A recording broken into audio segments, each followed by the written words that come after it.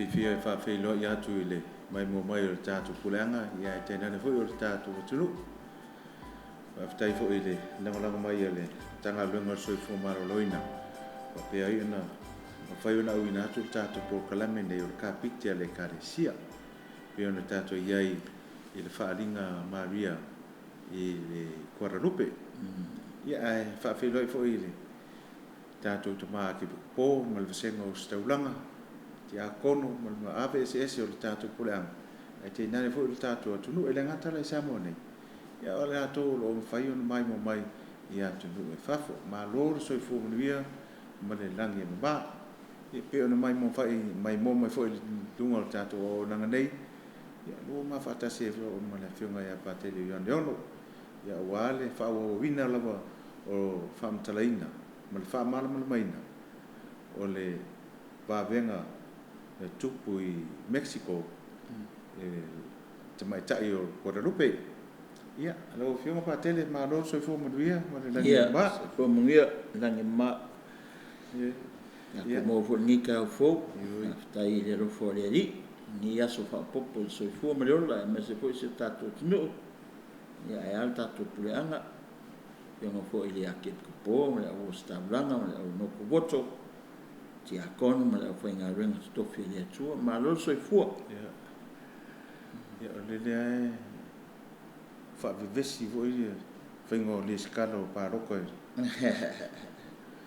ya aya me ka fai ya ma lo so fo lo fo ni yo Patele io ka o mo fa ile tu ya ko le mo lo fiong ya tatu talo mo atu tatu sanga ye tue so mai ni por clame fa penao na fa mana mai tatu pomisa ma yang salo tangata ya malinelo lani so fa tama le alu le ngang pa ia amen ya tu al matu tama ni sulu matu li fa ola ngang pa ia lo matu so soani o lavo le tu tasto pa ia pe matu fa malu ya so nafi ya salta sto pa ia ya matu manino ai o le tua lofa o le tua e te fai tama e te fai ainga le lei nio matu weinga ma nio matu le tonu lumo la o fio e te lofa mai pea ma le natula le o la o fio o le alofa matu te whaftai e la o fio ya matu te talo tu nei aso so sen mai o matu mafofao matu fasofo i lo tina pa io Maria ya ma le feafo ina moli atu le atu nuu o Mexico ya le na Mexico o le feao mo matu malawa le lang matu sava vali alo le anitono fa pa ina o langa mo la fio matu te talo atu mai nei aso ya mo matu malo nele wa sanga ia ne ayo tai saili ia ni tsa te tofi mai oe mana lo nganga pa ia ni tsa le tsa ia lo lofa moni tsa ia fa vai le fa tua cristiano e la to mo le lofa le fa so atu tanga tamativa ia mai si la to ia le tango lima la matu talo le ala tu ya Yesu Keriso lo matu li amen Maria pa ya Guadalupe talo sia i matu e su fa ya tu ya oe sua fa tamale alo le ngang pa ia amen tai lo Afioga Patele talo e am tadier ta po klan ya pe fo ya fa la lo ka ko ye pe ai ingal fa mdianga le va venga i Guadalupe ya tatu tina pa io Maria ya le pe o fo ninga mai o ka se e ko lo le vanga le ya pa kele o le vanga muri fo le tatu ko kala me o ia male o ska ko kinga ngi fa so lo fo le ni si ko kala me o ka ko ke fiu fa so le lo fo le tu ia tatu ya se ne vanga ia ka kongo lava matoe le fa so ya mo le se fiel tatu fa fonga ya me se fu sa mo me tatu puleanga ia Maria Guadalupe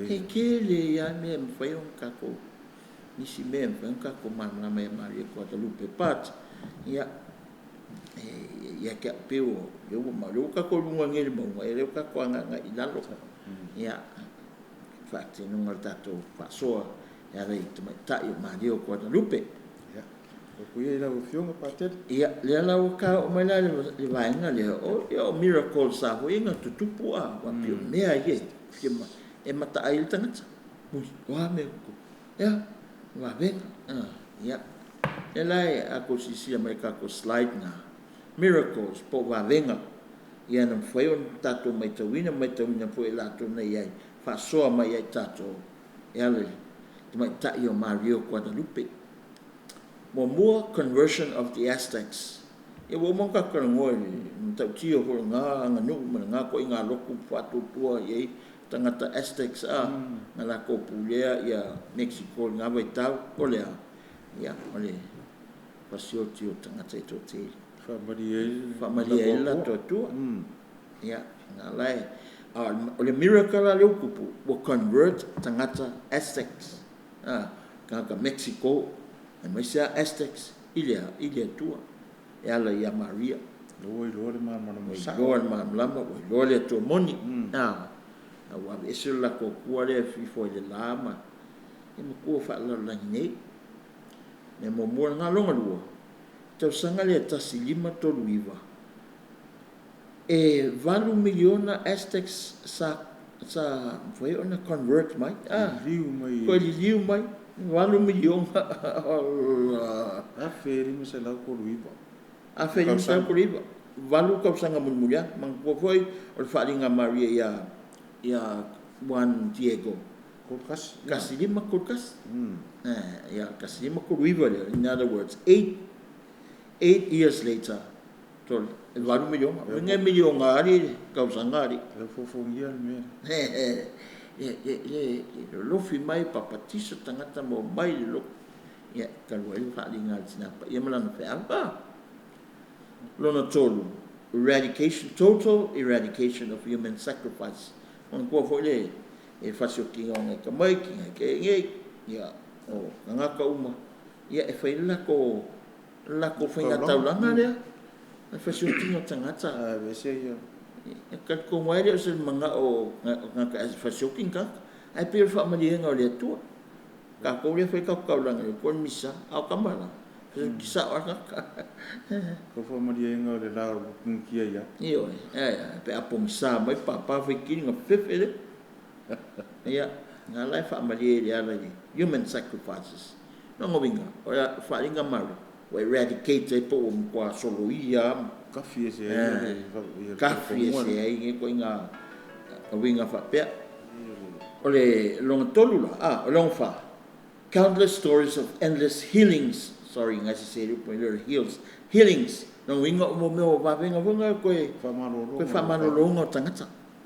malolo tangata ia male wo uma fo meu plagues po meu fa mai vo ko o fa mai yoki po fa mai mo meu fa ko anga malaya kai pe fo la fo fa mai so ka ko kalo ole lenga ia ko nga fa mai fa pengo solo i ko lenga o mai fa ko ole se me ai tangata ia pio ko nga fa mai pengi mala vo ngai ia e ka ia ka luanga ko fo tangata ile tua ia ko kafia nga me o mala kafia me o floods ma venga o floods lo longa io e ala ile a fo talo tinapa ia o Maria o Guadalupe kasinga miracle ia miraculous preservation of the sacred image from destruction ia le image alia miraculous image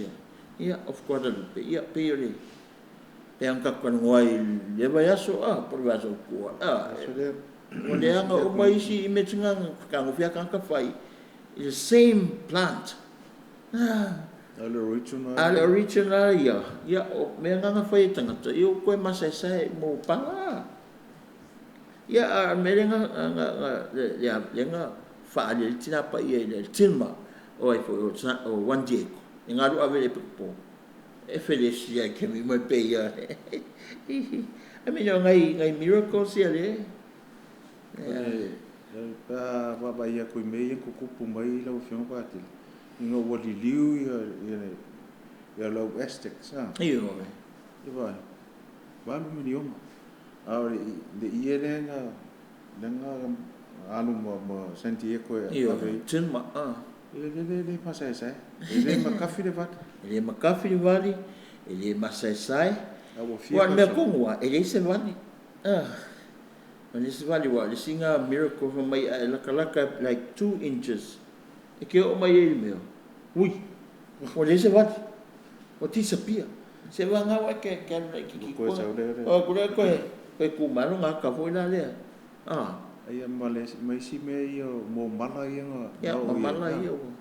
Ka ke le nga kafi e se mala. Ia wa sta foto al tina pa io Mario Guadalupe.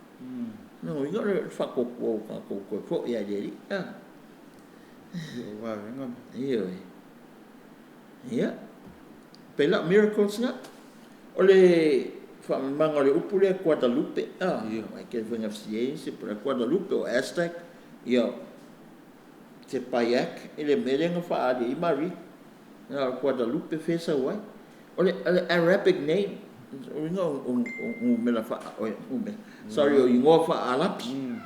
Which simply means a river of love. Salos nga misia ka word fam talang ole ofulio Maria. Nga fa ile me PC afo.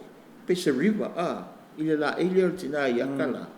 Ya e kafe mai no fatu le lofa, the river of love. Nela e ka we fulale ngole Guadalupe. It means river of love. Le ngoia le upuia le fa alapi. Ia inga ke mi wa ko le voia Mexico ia ma alapi ma kunga pe soka ia pe kasiale upule masanga ia le winga fa alapi o le river ngole le vai kafe o le lofa. Ia ma fofula ia Maria. Longa kau dia longa fatu, her heart, e ka o fingaru pa io Maria. Ia ma Yesu le we lona la wana, fingaru pa io Yesu. O le faku o le lofa. Ia pisi. Penga foi ka ko refer ia Maria lon fingaru pa io. Fingaru ma Maria. Ia le fingaru lofa. Aswale askonga ngai fa longa. Ia. Ia wala aswale o ia vai aswale. Ia. Longa lua, when the Virgin appeared to one Bernardino, mangkofe one Bernardino, ole angko le one Diego. Yesa ngase And when he asked ngofe wa sidi one Bernardino ya Maria ke milenga fa ali Maria longa ngase. Ngafa mai ngafa longa ku ya ko inga dia. Olai pe le kali mai Maria le upula fa Aztec. Ese ko nga ko laksopu por ale mai pronouncing ole quat la supe, meaning the one who steps or the one who crushes the serpent. Fa winga Maria. Ia kala vanga le sa kuspai. Tamai tai le ko le uro. E kakalo mo le au kau. Wa fa nga me vol kuspai. O tamai tai wa ofu le la wa tuilu ngar masina ia wa tulo na au le ua ngata fa matene ngata se le mangai le le winga la nga le upule Guadalupe kusa be wale eva ku upule le winga le upu le ngole na fa longo ke kala ngo me mali eva ifo o le kali me mali ile ngangana Aztec pronouncing quat la supe, which means the one who steps on the serpent or the one who crushes the serpent. Ia ngata ia mang ko fo le afo le kenesi. Oi nga kale nga sa fa so ya Maria. O ya Eva, sorry, ya Eva. Ngata. Ya nga pa uya io mar o io eva matam yang sa usa le esia le fam kalanga le se uya winga ya Maria mo pulanga le longa le ku ai o tama tai le uru nga markala kuspa ia le kusa le fa o mai arkala kuspa ia Iyo. So meu mangi fa ona kuspa ia lenka amaka ka programe ele o alo seale fa linga le Maria maltus pa ia mal tal fa sol pito le Ekalesia. ele kata fau la Ele me fo pung ma fo stangat. It's divine revelation. Ninga le fa ilo mai le tu. So ole winga nga the serpent por ngaka le fa oso ya atamba Eva ma nga sala lolang. Maria ya le ku le ngaka kongwa nga le ku lo Maria. Mai Maria o le nga wala mai ya yang sala ma le oti le lolang. Ya. Ya la ku ngoro. Ya.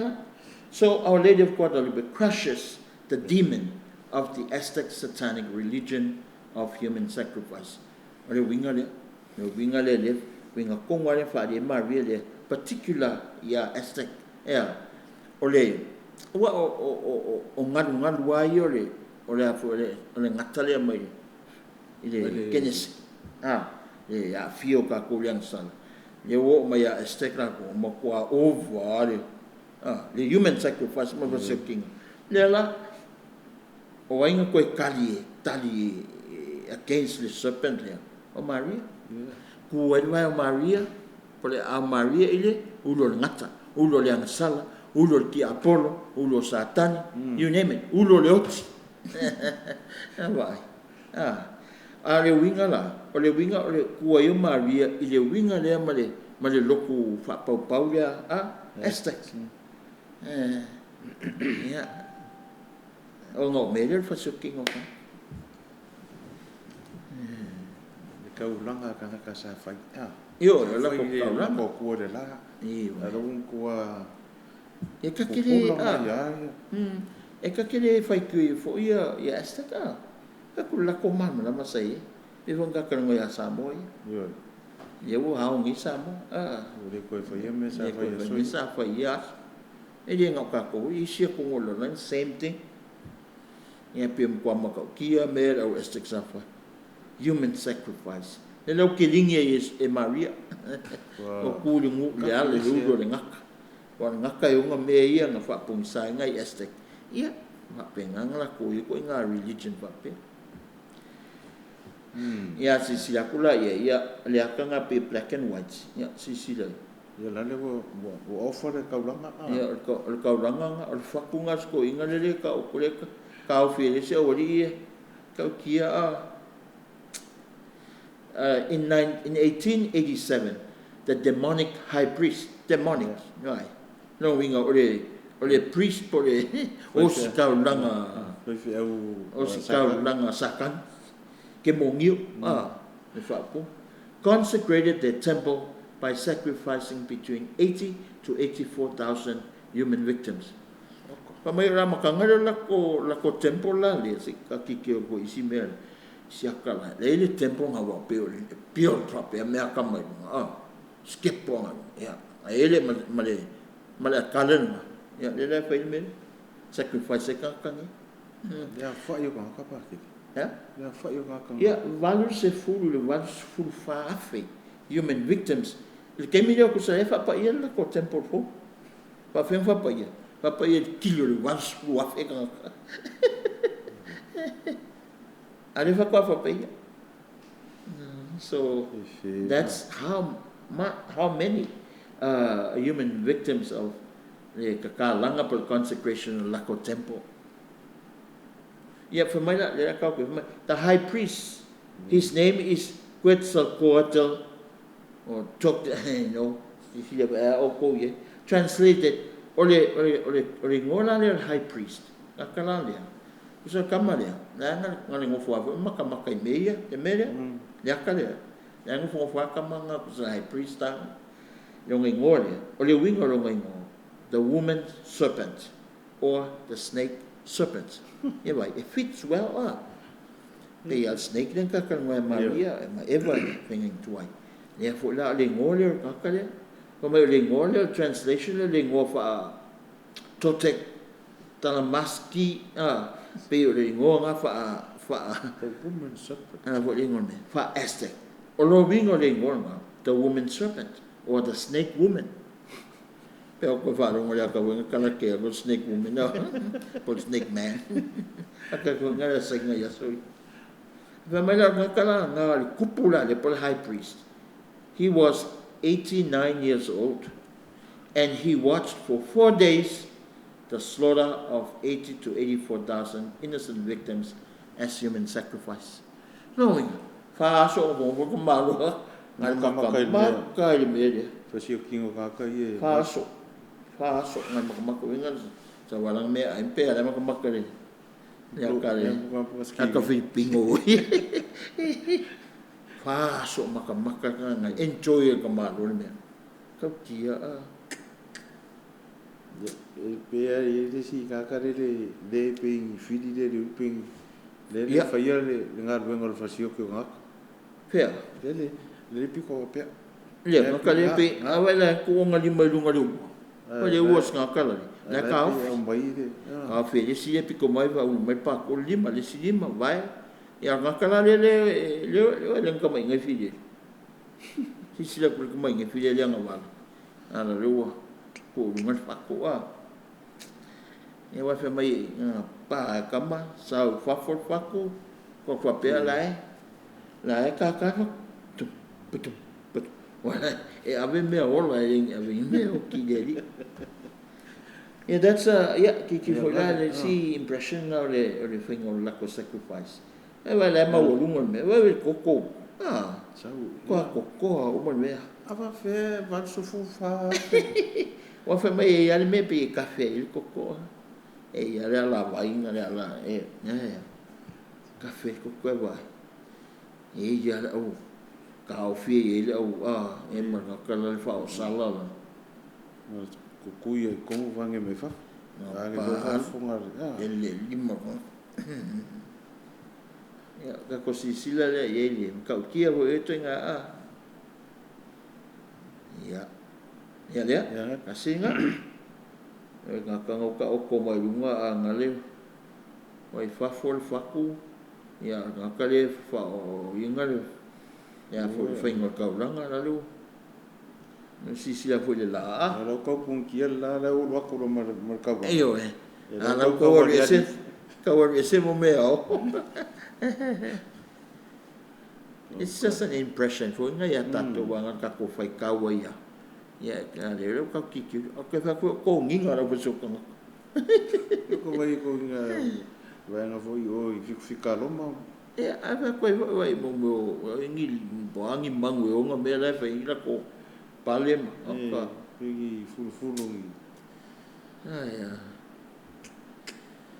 Mia, mai la kamala le kupula le per high priest. Ya, apa la ngo fo malo maka ho ngali. Fakingonga mengi. Maka umalinu ala ya wa ai mai ka fasio ni ki o fo so la ka wa kemia o ma kemi ile ngule o Mexico ese fifi colors o me o lango o fu la ko la e o la ko ke uma a ki lu fo iwa la le fe lango wa yo ya le mera le fistela le wala so te sema sulua le fistelia o le di Guadalupe ti sema una te sema le la fe so le fa ke ya wa ka kilo nga le mo o YouTube mo me e si wa ka ba si la ka il celebrating le di Guadalupe ya o le Aztec warrior magkakau ya o kamabu ya sa fe ngai mo ko ya Aztec warrior o ko ya wa ai o fu ka wali kwa keu gele fe la fi mo ya lango se na pe o la mai fala o le ko ka mo e o fa sa ngai ke le ngampu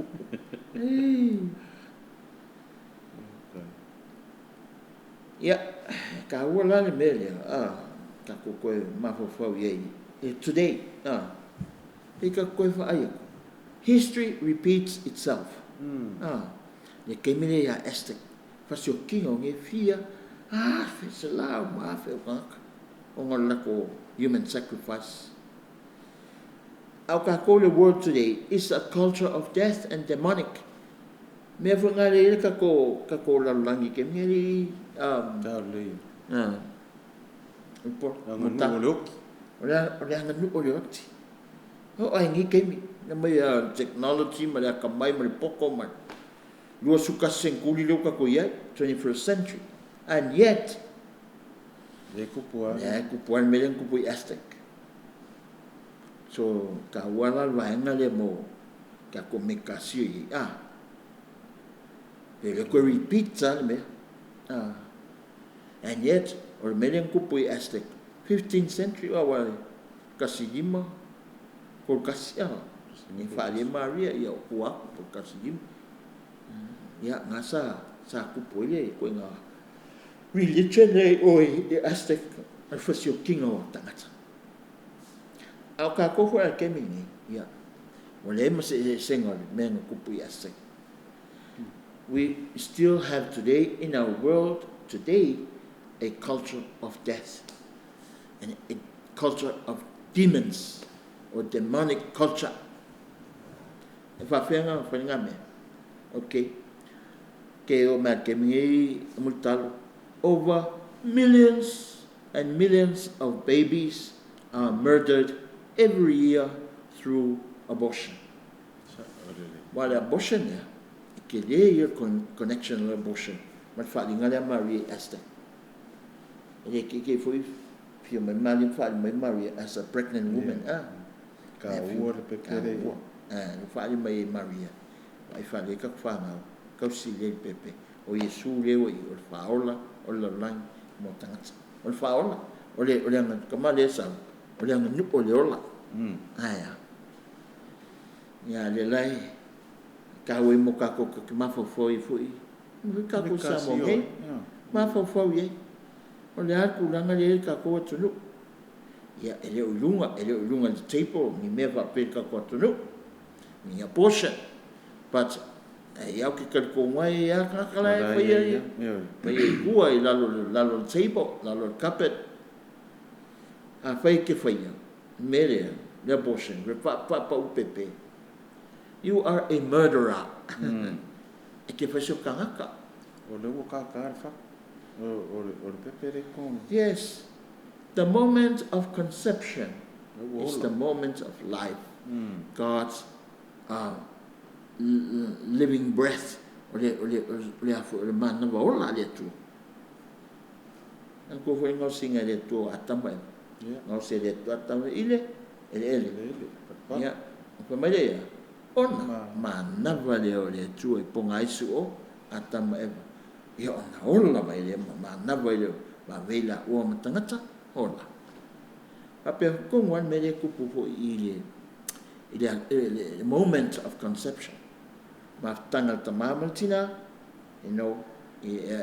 fa vai mo le lofa fa lungali is sacramental fa pepong. Me umangka penga le tu mo ko. So ma tangal ya esel ma ngayon. That is a miracle in itself. Lu ave samba mo kinga le fo. You. Ye ka ko ma me se tamama tina sacrament. Co-creators with God. O ye creator. O tamama tina co-creators. No inga ke ro so sangi fo inga ringa fo ale tu. Ela fa ngau mai pepe. Ela so fu ma le ola ko fo mai ile nilo na. Man ko ai la ya. Me pepe le por ka mai ki por campo king. Inga o rue o le tua o como le tua poi mo le ai filo ile ko io o me o rue ile fai le fela fer fanginga de camels o le fo le lua matang fa lo ngari a o ye mai le ola le tua manga va le tua manga ye si di male over mal milionga pepe over. But this is every year. Yearly. Every year comes this million of what comes on there. because this is worldwide, this is the whole world. So, le ngakala e mele abortion. Yeah, kele you see addictions ye way kupu kakola langi. Pela le meanga le pornography. Le wo ko fa no ko o mele le fam singonga fai. Kami fa makamaka yakanga asa. Ya kai ia wa le ka fa ko le sawa nga me au. Fa popo iska. Wa fa mai mele pornography is malosia. Fa ngali internet male telefongi ma o lunga telefongi internet. Approximately 90% of children 8 to 16 years old are exposed to pornography online, the internet. Fingo fie. O mau mai kongi. Foi mako pokela me o anga fia sa. E lau tato sia o la le mele technology ya mako kan. Ya akasia me no.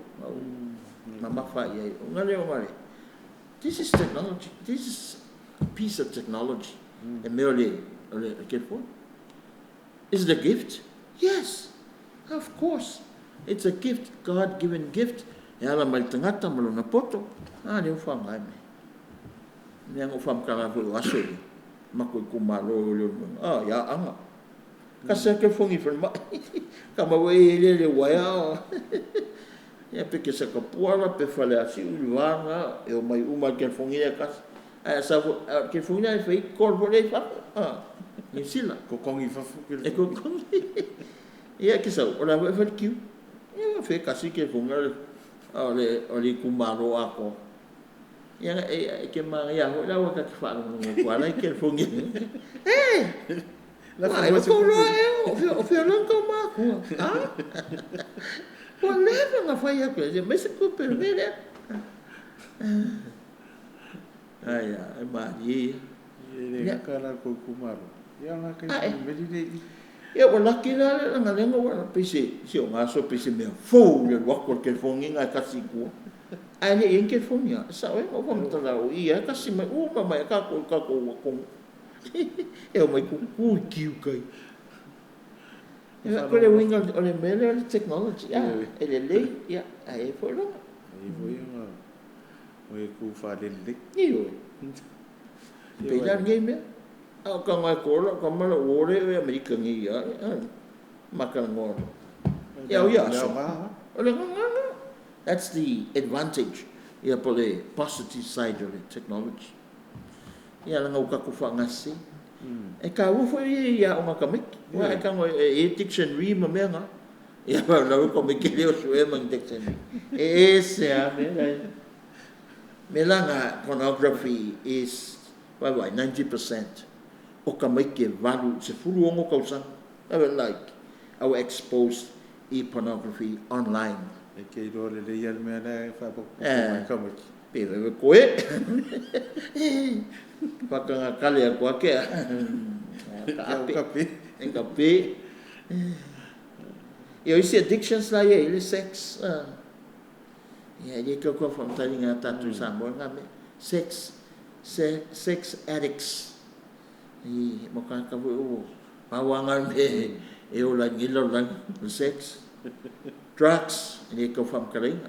Eu solo ya sambo le ice. Alcohol, le beer, gambling, Pafkaya, ele o que nga mengi, lopo, que eu mam na ma que camp, casino nga que eu, gambling Kasi ele nga casino lá, bingo. Kwa addicted ka ko bingo. Kasi nga addiction is ka ko tina kinga ka ko tunu, Oli menga wa addicted ka ko. Ya se singole o gambling e mal pinko menga. Mas kalaki. Ya makalong ulo first cigarette, smoke. Makalong mga kaya mga fakaw ko pepe ulo das. Wa addicted. Fa penga for pinko.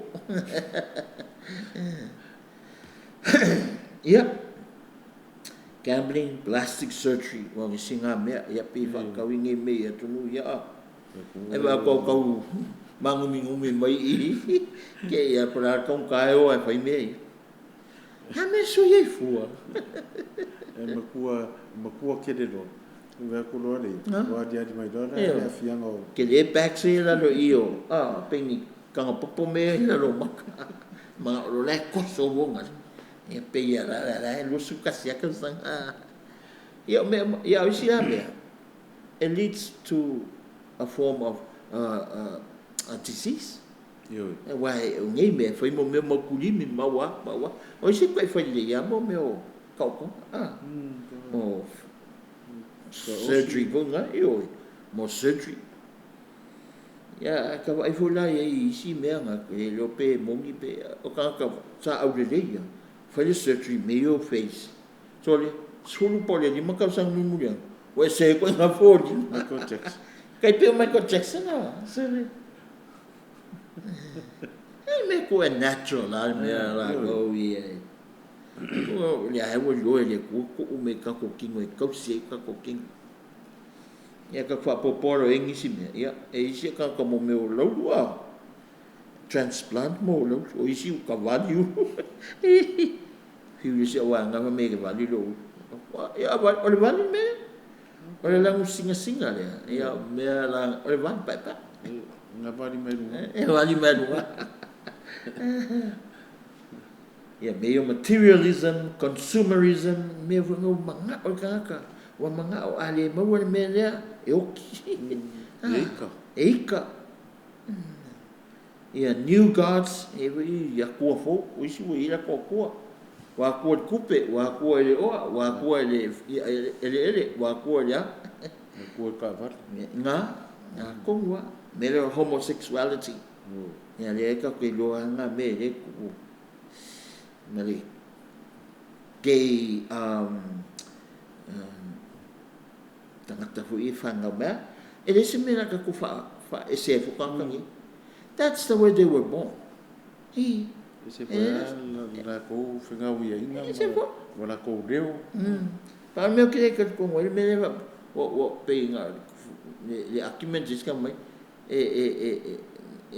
o kama o kenge ia ma disi ko inga la le ya no nga le lua nga kan fa tu nga lua ia genders ole male female they say mix ese mix pinga ia male cloning me wo mai mo meu DNA ia ma isi mangu ave isi mangu kau clone ai sa ku po mai e pouco po tangat e nga ka woe ka male Michael Jackson ku ka simbo pouco si wa mal pes ole o scientist ka mai ya nga DNA e ku I hunga ne ko o sisi ka mekiki e ka mo foi hunga ne e pouco si o ko mekia pouco si ya por nga creo Michael Jordan o fa no woe o nga ka nga pia pe wa le tik o le le mo lunga punga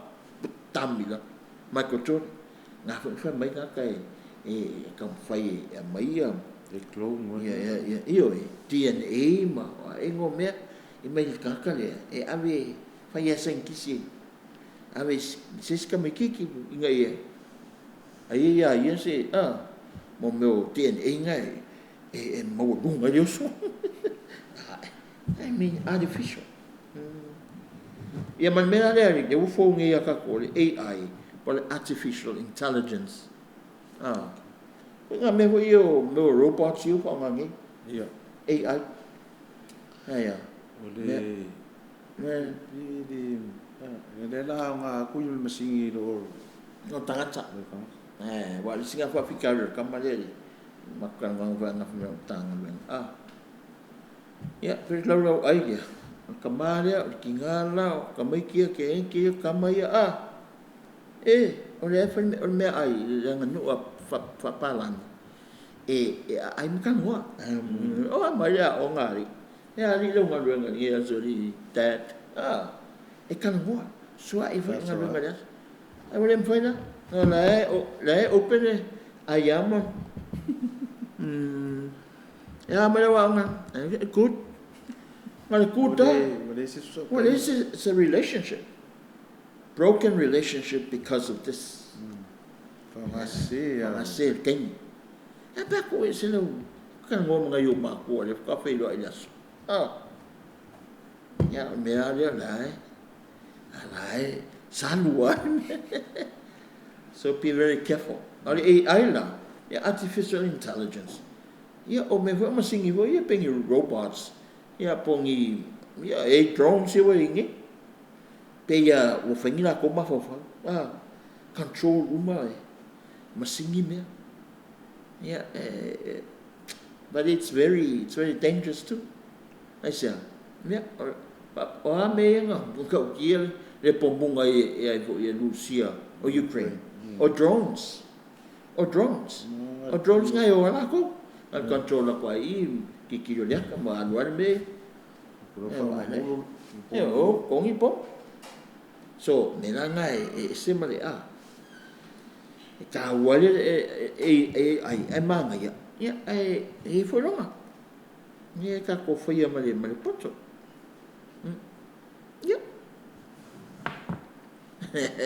Kele yo le onga le Amerika le kele yo le onga ya ka ko ma fo ka ko langa ngei ko mafo ka ko langa misala mele ka ungele bosh Kele mau addiction sumai Yo rai ko ai ile me le faringa nga ko foi ama ia le mo ko ke le ya le onga le mai io ese ka le image le Maria eu manca fa que lo menca fa ka la le ta wo la io Maria ta wo na ora na mai tanga na mai tanga ya o Yesu le yai fa ka o Yesu le lofo Yesu o Maria ya Yesu ya o sa o mal malama ele Maria le nga men mam lama o Yesu le nga o mai Maria na men mam lama ka estek ya o la ko wenga human sacrifice nga fai le tu sama fi nga lo le tu sia the culture le tu the culture of life ya au wenga me ku po pe estek fa so king o kanga it's culture of death and demonic culture le lang sama re mo mai Yesu jang kama eu mai fulu esse eu peu summarize ku ka fulu esse nga wenga culture le ka fengai ya ola ya Yesu o le tuamoni o ia o le la o le ameton ele o le la SUN pe o ngafakoko ale SON son of God only son of God ya ka ko mai vola apply mer ka ko le kevingi abortion why when ya se single male estek safai fasuk man le abortion. It's the killing of the innocent. And the leila estek sa fail lako mele por human sacrifice. Anga lako mafole ave le tua. Ale abortion. Ko ngal kill.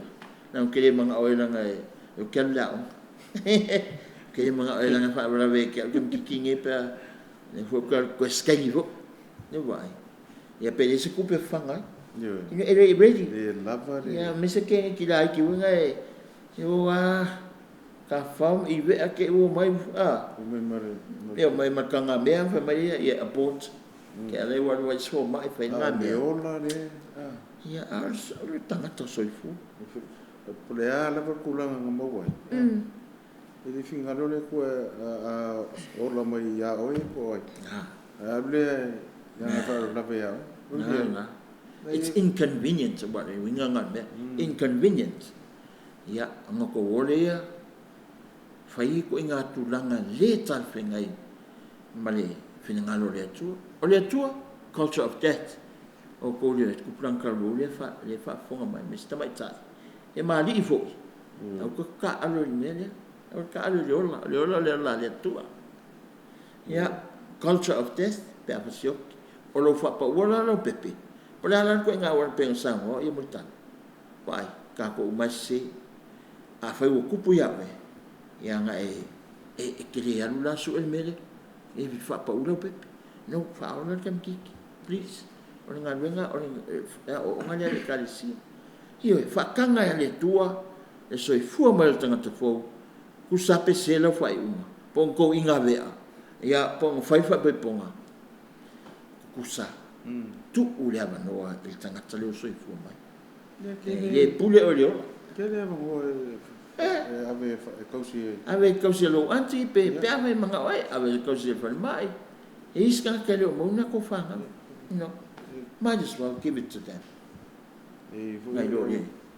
kill outright ia nga sa fa le lo langa to a fai ke kanga ave pepe iska nga ka kausia ki fa lo ia le kelo e se kamala ko sa wa ya e masing wa pe alu o se pandemia ia po se pa kele po se epico po se po e ka TV ngala ia ai o mo ka ia no pate lo lava fe kai ia mo le o mai ka fo yo le va venga le kala mo fa mal mo lamba ia yo ngai ku ma ka mo fi ya le o ka se o kele o ka o mo yo ele o mai mo ia le fa fo ka ko uma me ro fa le ko ni ka o ave tina ma ele nga ma dia nga do ma ka o ave yo ngo mai Yesu ne o fa ta si Maria mai Yesu ia ai ole ka ko po kala menga it fa adinga I kore rupe ole ba so asa ola se sui foi se si vai ola ka ko nga I ta Kapite le Ekalesia ono ka usanga ni pa ke le ka usanga ole yupeli e lua fe lua lima a ka usanga fo malanga sa fa moi Pilgrims of Hope ka ko nga ia nga amaka le ba so asa ia le kengai kaya le ta urenga soi fo maloloina faiina e mai mo mai fa fonga mai il tato por kala me Kapite le Ekalesia lo fa pa ke ia mo mo ya fa time fa malo ka mo mo la ve terenga ia mitalo ia mai se fora in singia TV le pumana ia fa tonu mai se fo ia fa ngalunga ma le ofisa ia ona mo fo ia no e ino ka ko full tala le ka ko ngalunga ngi me ole TV mama singi ia pe ama kan mo technology fa nga sa onga le technology ia e mo mo le tala le tala fia tala le ro e wa fa ia por me e fa nga Facebook o ka ka wa inga ma e o a fo nga o po le kan fa nga o fa la fo ai dunga le o fa nga se ma se ma le nga lo le technology otherwise it's God's gift we must use it and utilize it to the full e memorial fe awal talan dei mela le fa ka ya ka ko fisa ya fa ka ya fo I fe ngal ka ma le o ka ko pianga mo le am ta me ma le no ya e por kala me ya e fa wa per tala ingol tala le mc e ngi ka sanga le yu peli o le tau sanga lua fe ma le lima ya malanga sa o fa mo io e ka ke fai o mangi mea po le ala wale mea nga ia ai mauro ka ko fa mo e me le nga ia ka ko fenga mala o fea o le atua I le langi that's our hope it's a living hope na nga iska ka pi o ka ia sa mo me o ko pulo langi ia nga fa mo le ia se ngai lu bu se ia se kau kupu va ko e mo se wila ia ko I fo la I ka ko fenga malo I wa ki le nga le so mo ia le la fenga palo ka ia palo ka mali palo ka mal poco palo ka mal poto ia fa vai lu mano le nga pa ia so en ka ko ka le e ano lu fa mo ni le tunu ia fa mo le tunu ai le fa mo la to pe nga foi Maria mai Yesu me la le ia fa tai mo le no a ne va ia so pe sangol fa tono tato proclame ia na ka ko ku fu si o nga sami fu io e le fo ai na fa fo ka ko fa mtala ya wala vale pati o tau sanga nei ole yu peli ole fa mai moe ya fa mo ia le tu ya Samoa ka ko puanga lo fiunga la ki po au stalanga au no fonoto au no voto ya me se fo ile fa ngalo to ya le tua Samoa ya Samoa ya pa ies ka ia ole pakel so fa tama le alo le ngang pa ia amene tatu talo na o mai Yesu e talo tuai e tama lo mātou tamai o le langi, ia pa ia lo suafa, ia o mai lo malo, ia whaia lo whingalo le lau langi, e pēo na whaia le langi, ia e whai mai a te mātou le aso nei, a mātou mea ai te tau ma le aso, ia e wha mangalo ia te mātou, ia mātou on sala, e pēo ni mātou fo, na mātou wha mangalo i nātu, e wanga le anga mai a te mātou, au fo e te taitai na mātou le wha songa, ai la vea i mātou malianga. Amen. Fatasi le lima o tau. Fatasi malawanga. Pai fu mai tuma o pelunga ia i tātou umalawa, Samoa, malona malo, a maisel tātou pureanga, pamanianga le tua leo na lina uma suafa tama, e alo le nganga pa ia. Amen. Ya. Lo lava. Paponga tātou pokala me rea so asau. Fato fa soifoia. Soifoia.